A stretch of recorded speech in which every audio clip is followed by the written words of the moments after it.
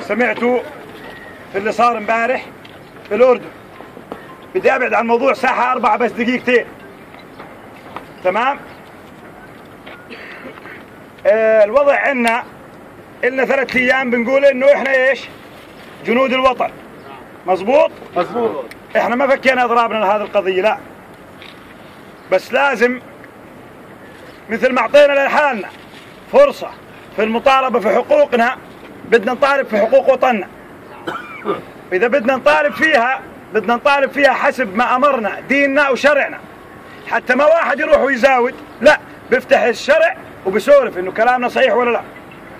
جوز تكلمنا قبل أسبوعين قلنا إنه الوضع في الأردن إحنا في كرة ملتهبة، ويا إخوان ديروا بالكم، ومن الخروقات ومن الناس اللي بتصيد في المي العكرة، من مسؤول فاسد، من مواطن مرتشي، من مواطن نفسه ردية، من واحد جاي يخرب من برا. بدنا نكون صاحيين. الحمل ثقيل. الحمل ويش؟ ثقيل. الملك ما بيقدر يحمله لحاله، والجيش ما بيقدر يحمله لحاله، والحكومة ما بتقدر تحملها لحالها. كل واحد منهم يقوم في واجبه.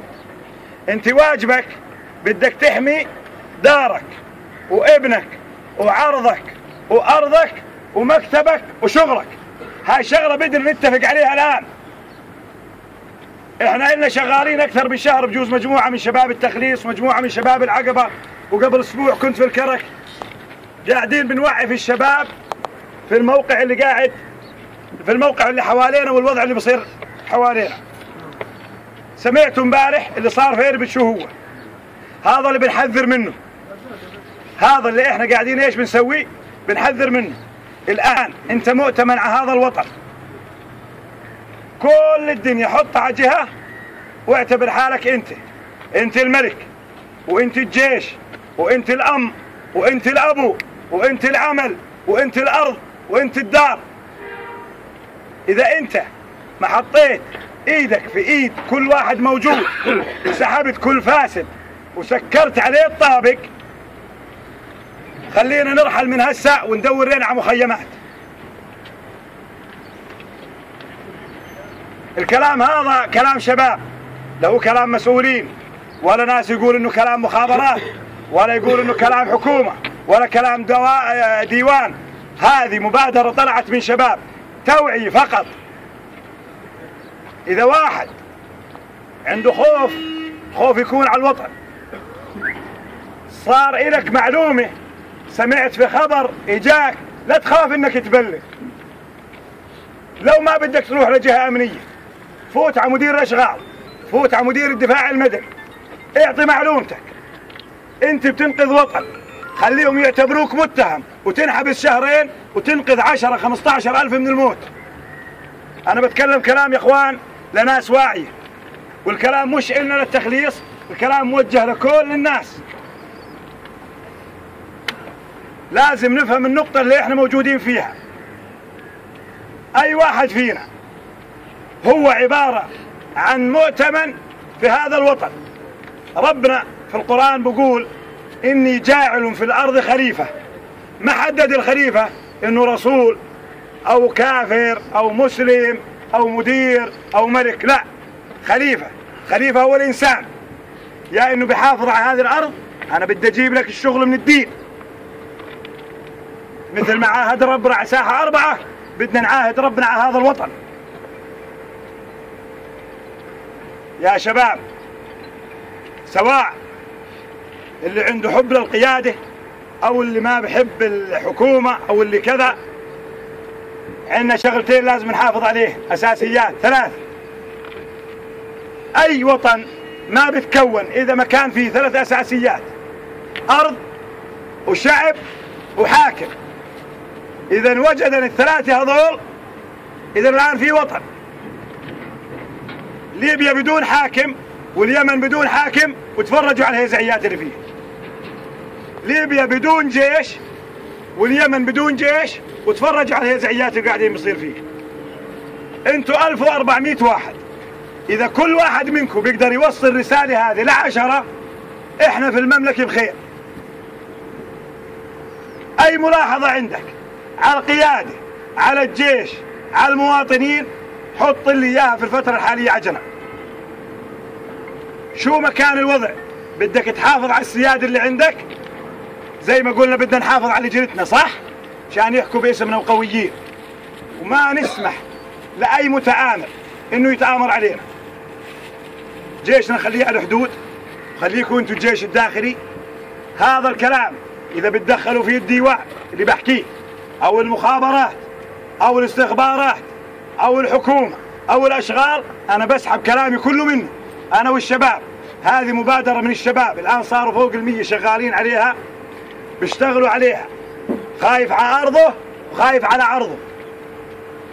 وبدنا نحمي اللي اجوا استجاروا فينا، المهاجرين، واحنا بدنا نكون الانصار. اذا ما حافظنا على اللاجئين، حافظنا على حالنا، وضعنا مزري. فارجو رجاء انه يكون عندك وعي لابنك، لمدرستك، لمرتك، كل شيء. الان بدنا نحافظ على القياده، نحافظ على الجيش، نحافظ على الامن الداخلي. لا تخاف، خليهم يحبسوك شهرين قلت لك، ويعتبروك متهم في المعلومه اللي جبتها، تمام؟ او اي شيء او اي فتنه بتصير، اي فتنه بتصير، وخليها تكون هذه المبادره زي ما سموها الشباب، اسمها شباب لحمايه الوطن.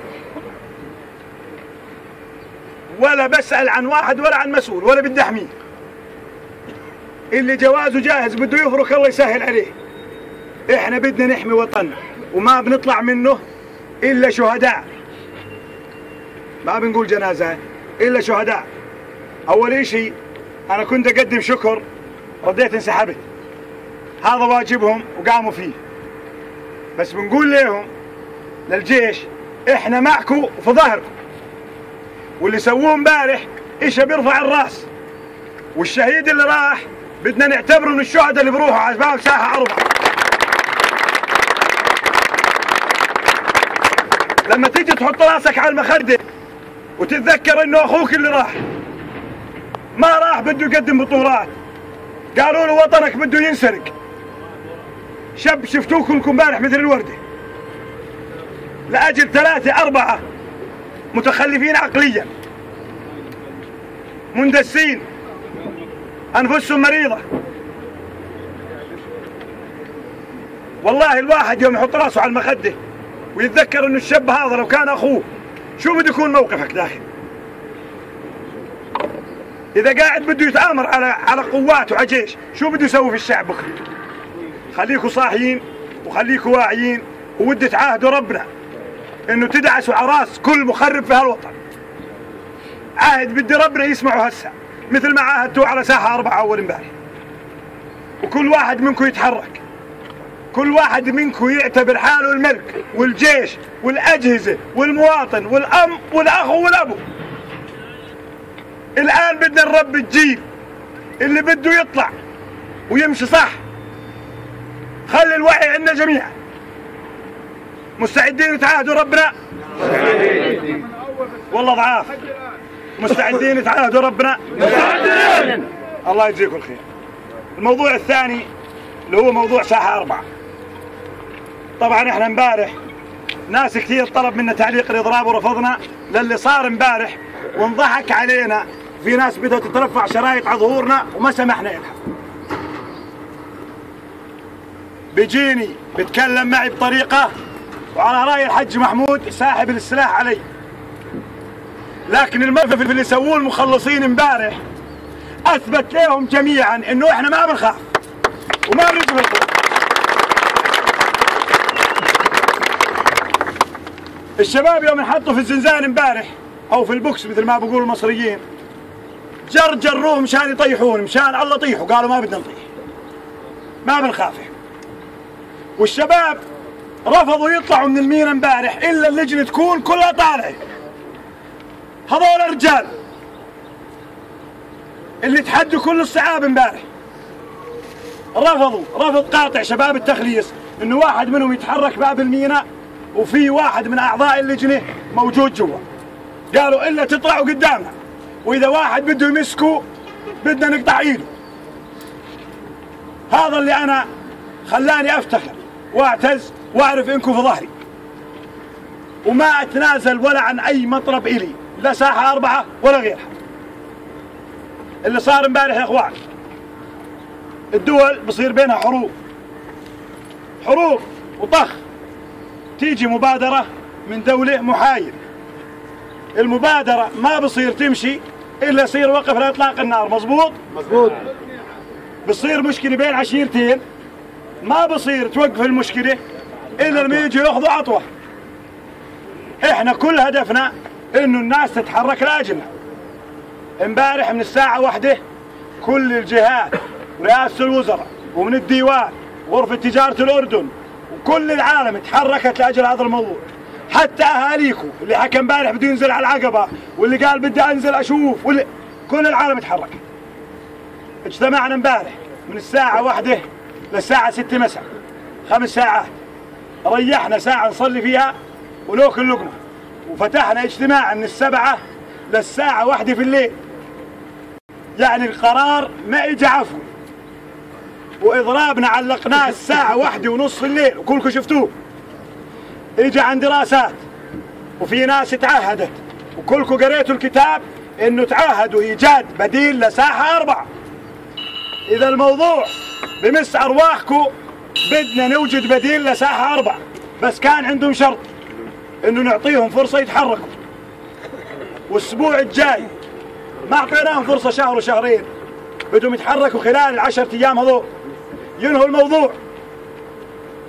وتقديرا لهم وكرامة لهم كل الجهات اللي حكوا معنا بنشكرهم. وافقنا انه نعلق الاضراب تعليق مع احتفاظنا بحق العودة له في حال شفنا الوضع بتطلب انه نرجع له. تمام؟ الان صار بيننا وبين غرفة تجارة الأردن امبارح ارتباط.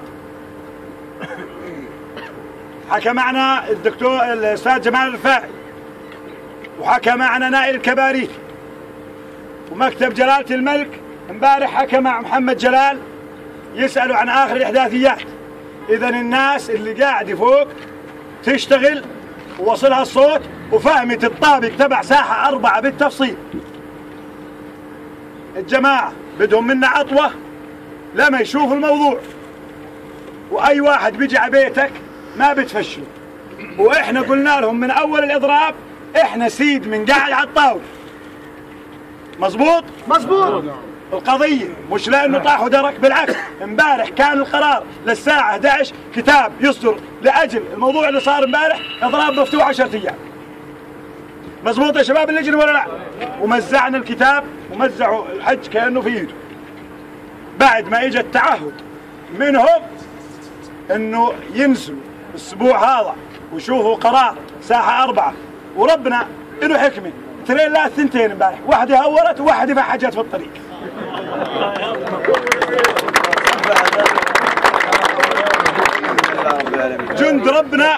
جند ربنا بيتحرك. امبارح الغرف التجارية قالت بنوقف كل شغلنا واستيرادنا إذا ساحة 4 بدها تقتل مخلص. هذا بنوجه شكر لهم.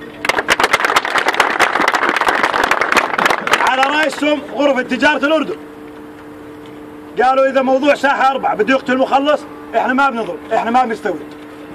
غير هيك شو بدكم؟ قلنا بلاش سلامتكم. صدر امبارح قرار بعد مشاورات تقريبا 9 ساعات. شو 9؟ 12 ساعة، يجوز فوق 12 ساعة واحنا قاعدين. يعني لو ودنا نحل قضية فلسطين حليناها امبارح. طلعنا في قرار انه يعلق الاضراب لحين ايجاد البديل واعطاء فرصة للجهة المقابلة تمام انها تشتغل. سمعتوا اللي صار كل يا اخوان شو هو؟ مع الرفض التام للانتقال الى ساحة 4. كتابنا واضح وصريح، مع الرفض التام الا في حالة واحدة، بصرفوا لنا طيارات صغار زي اللي في امريكا مو فوق شو اسمه لكل مخلص، وانا مستعد اطلعكم على ساحة. ما معي رخصة طيارة. الله يعافيك. أنا من هون في اسمي وفي اسم شباب التخليص بنشكر أصحاب الشركات اللي وقفوا معنا ودعمونا، وباسمي وباسم أصحاب الشركات جميع قطاع التخليص بنشكر كل الجهات اللي اهتمت. المركز الأردني لحقوق الإنسان والوطن، لا المركز الوطني تمام، مرصد العمالي، بنشكر القنوات الإخبارية اللي وقفت معنا، قناة اليرموك، قناة سرايا، رؤيا، جو 24، قناة الوكيل، حسن الضمور.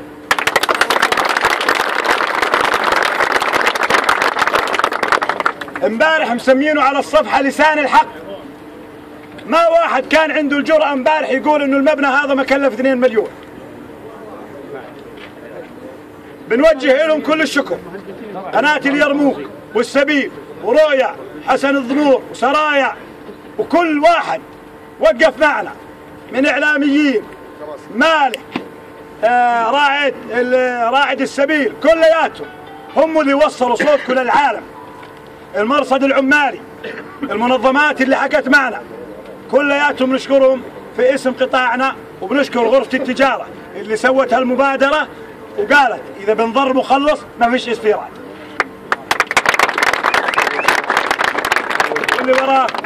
واللي وراه رجال مثل هالرجال والله عمره ما بيطلع ساحة أبدا. والله اللي وراه رجال من هالرجال عمره ما بيطلع ساحة. الله يعطيك الف عافية. واللي وراه لجنة مثل هيك عمره ولا ما. واللي وراه أبو شادي اللي رفع التخليص. شادي يا شباب عمره ما خذلنا والله ما نخذلك، وانت على روسنا من فوق. ابو شادي سكر مكتبته يا اخوان ورفض، قال انا اضرب المخلصين، انا مضرب في مكتبتي لما يفكوا يضرب. الصبح اجانا هنا وقال لي خبر فك الاضراب صحيح؟ قلت له يا حج. قال انا اذا مو صحيح ما بدي افتح المكتبه. وهذا ابو شادي كلكم تعرفوه، ابونا كلنا. وبوجه شكري لكل كبارنا في التخليص اللي وقفوا معنا. انا يعني اذا ودي اعد اسماء والله يا اخوان شغله بتتعب، لكن في ناس بنعتبرهم اعمده هذا التخليص.